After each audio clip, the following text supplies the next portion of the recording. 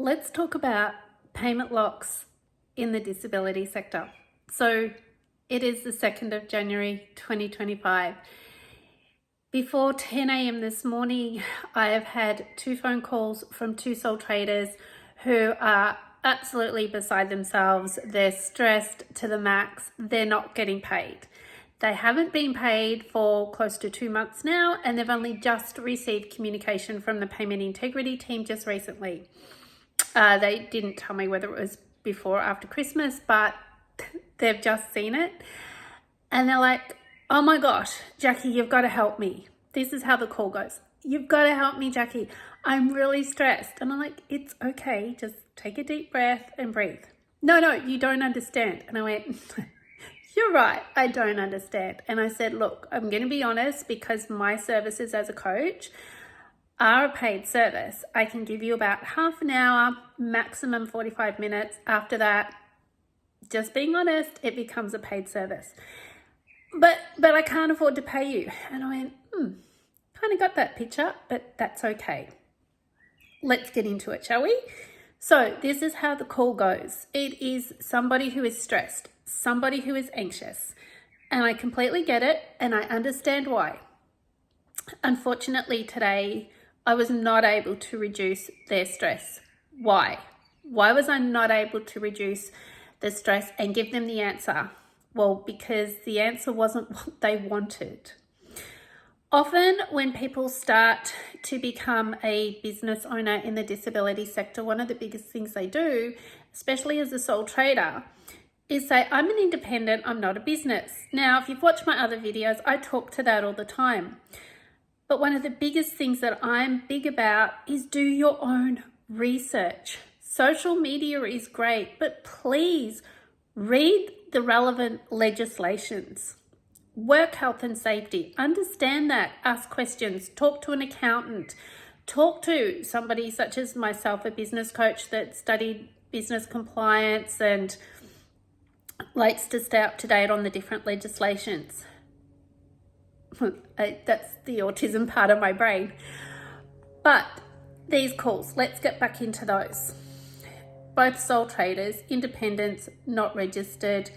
They have been providing a large amount of time of services they each have 2 participants. They're basically full-time working between the 2. So we look at it, they're close to 40 hours between the 2 people. So that's a lot of money. But that's okay. They sound like genuine people. But their problem was that they didn't do their own research. They listened to what was written on social media groups. They didn't check into it any further. They both told me that they'd called the NDIS when they started, and they got told, no, you just need a service agreement, that's all. So they didn't get business insurance, although one of them had recently got it. When they set up their business, they had a service agreement, but the service agreement is very basic from what they've shared with me. They didn't do risk assessments. They have no support log, so no timesheet or evidence of them showing up to shifts. They've not used any apps. Their invoicing, they've said often the plan manager asks them for more details, and they just went, oh no, I don't really need to do that because I'm an independent. I'm not a business, so I just do it this way. Neither of them have been paid for 2 months, as I mentioned. They've only, as I said, just heard from the payment integrity team asking them for a list of things. They have not done risk assessments. They have not done care plans or case notes, or if you like to call it shift notes or progress notes. I'm not here today to debate if you watch this and you're a participant and you go, I don't want anybody writing on about me in a case note. That is fine. That is your prerogative to say that. However, in many cases, when the payment integrity team is questioning whether shifts have occurred so that invoices could be paid, one of the big things they're looking for that evidence, and a case note is that evidence. And as a business, there's a difference between being a business and also being an employee and also being the person that's receiving the services. Okay, now I know this is a little bit different, so before you keep going, but hospitals run differently. They do, as do doctors, as do allied health professionals. But at the end of the day, the one thing they all have in common is that they are businesses, and with their privacy and confidentiality policy in place, they would not be sharing this information with another party without the consent of the person that it's about, which is usually a consent form. Now, when I ask these people what are their policies and procedures on onboarding their participants, they're handing over documentation, what is their policy and procedure on their risk management system so that they're meeting their work health and safety obligations, their answer was, what policies and procedures? In the social media groups, it says that you only need a service agreement. Everyone else says that anyone that tells you need policies and procedures is just trying to get money out of you that you don't need to spend. And I went, right, and what are those people's qualifications in running a business or guiding you to run a business? Well, they're running their own business. Right, so we know in Australia that we require a driver's license to drive a vehicle, and if we don't have a driver's license, there is the potential of a fine if we're caught, correct? Yes, that's correct. Okay, great. So why, if you're required to have certain things in place, it's not mandatory as such, but it's best practice. And there are legislations such as work health and safety that you're to adhere to because you're a business owner. Even as an independent, work health and safety obligations for each state apply to you.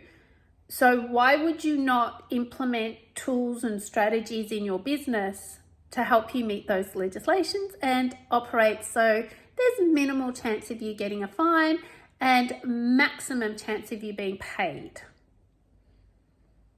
But the social media groups, Jackie, they say that you don't need this. And I said, once again, what are their qualifications?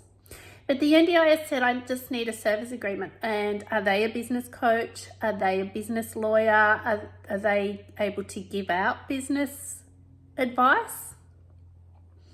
Maybe not. And I said, and did you check the NDIS provider website? But I'm not a provider, Jackie.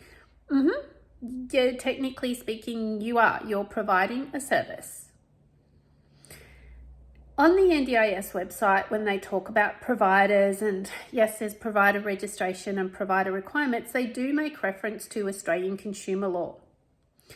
But at the end of the day, the NDIS is the National Disability Insurance Scheme, and the agency is part of that, runs that scheme.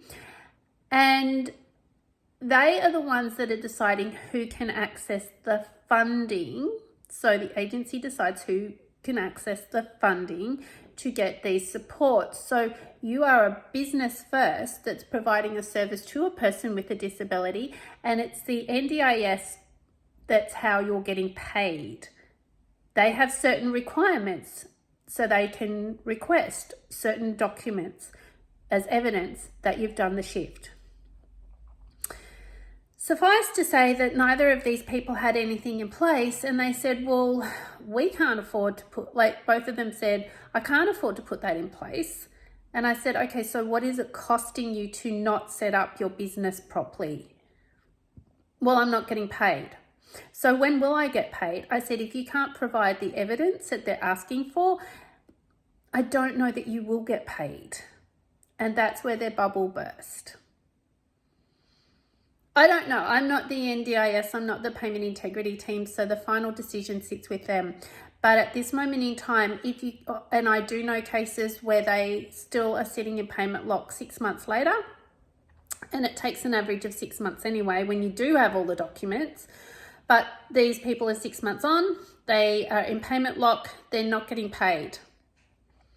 So when you don't have your business set up properly to meet the legislations and the governance of the parties that are paying you, in this instance, the NDIS, when you don't have things in place to meet work health and safety, What do you think it's going to potentially cost you to not have it in place? Fines are massive to breach your duty of care, to provide an unsafe workspace. If you're found to provide an unsafe workspace, even for yourself, work health and safety fines are massive, even for sole traders. I'm not saying this to scare anybody.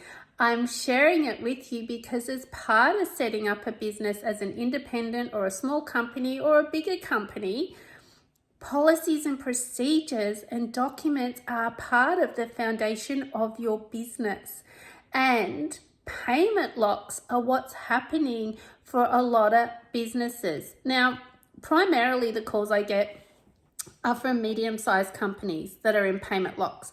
But I am getting more and more to today already from sole traders. I had a couple mid-December. I had probably 5 sole traders who are sitting in payment locks. I know businesses that have had to close their doors now because they're not getting paid.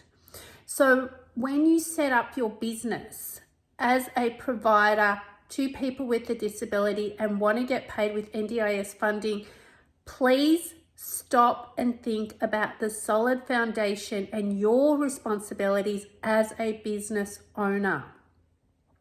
Now, we do have the documents, policies and procedures, comprehensive bundles for both sole traders and companies. And the sole trader one is $999 plus GST. It is going to go up in February. But here's the thing.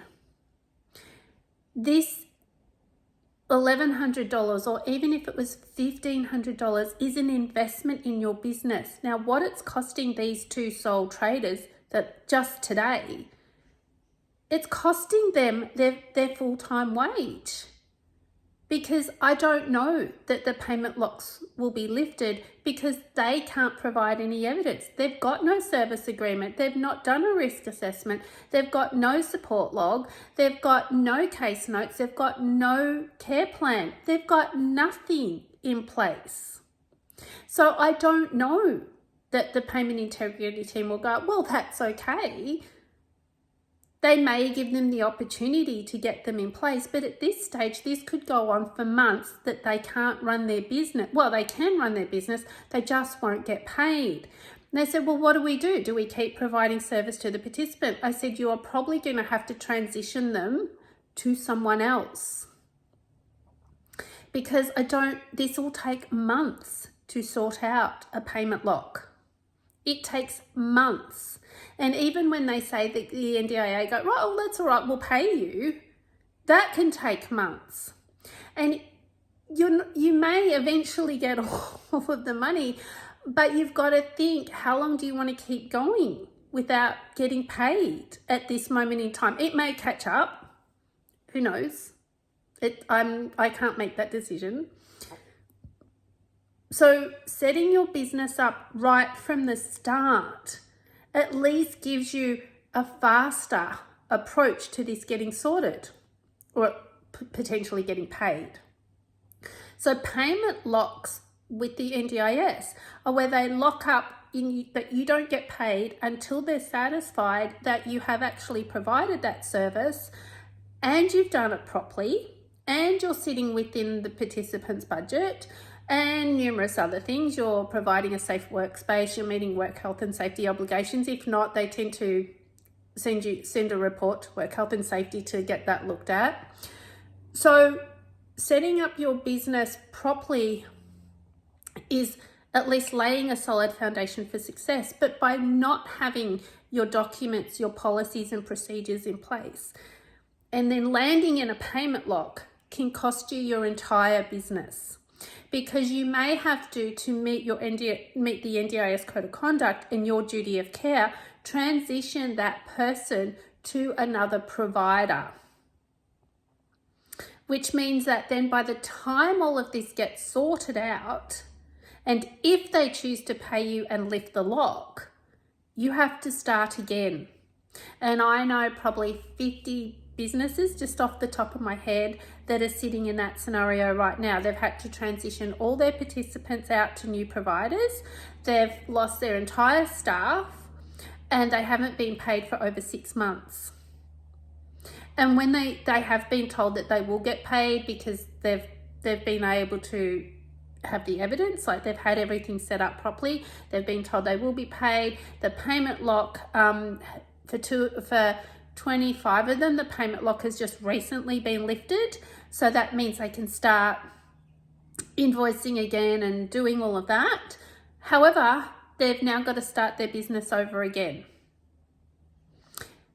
So please, payment locks are serious and business compliance is serious stuff. So if you're wanting to run a business in Australia, especially in the disability sector, but this kind of reaches out to any business owner, please check Australian consumer law. Please check work health and safety obligations. Please check any other legislations that may apply to the services that you provide. Even if you sell a bracelet, there's requirements around consumers and products and, you know, warnings and labels and things like that on products. But payment locks in the NDIS, you can be locked up for, you can be locked, that sounded horrible. You won't be locked up as such. Well, unless you committed fraud, that's a whole other story. But look, your finances can be locked up for 6 or more months. You may or may not get it lifted. But please set your business up right, because if you don't, it could cost you so much more. It could cost you your entire business plus fines, depending on what investigations find out. So I say this, you can visit our website, breakfreeconsultancy.com. On the front page, if you look in the disability sector, there's the links to the bundles. They are worth the investment. They are worth your time to get your business set up properly, especially if you're serious about this being your long-term business. This isn't about me advertising to make money. I just want to call out as it is. It is about the calls that I've had today. It's about people. I've got like 5 other messages on Messenger. They're all starting the same way. Jackie, I haven't been paid for 2 months or 3 months with NDIS. They're asking me for documents. I don't have them. It's the same story. So I share it with you to inspire you and encourage you to set your business up right. You can create your own documents if you like, or you can get them from us, or you can get them from someone else. But please make sure that you check them, that you set them up properly, and they represent your business correctly. So I hope this little video on payment locks helps you to know that this is happening more and more. It's happening to the sole traders, the independents, as well as the companies. And a lot of businesses, it's taking 6 to 8 months for it to be all sorted, in which time they've lost their complete business. They've lost everything. All right, I'm going to leave it at that. Reach out to us at Break Free Consultancy if you'd like to connect more. Check out our website. Documents are there, instant download, ready to go to set you up for long-term success. Okay, have a great day.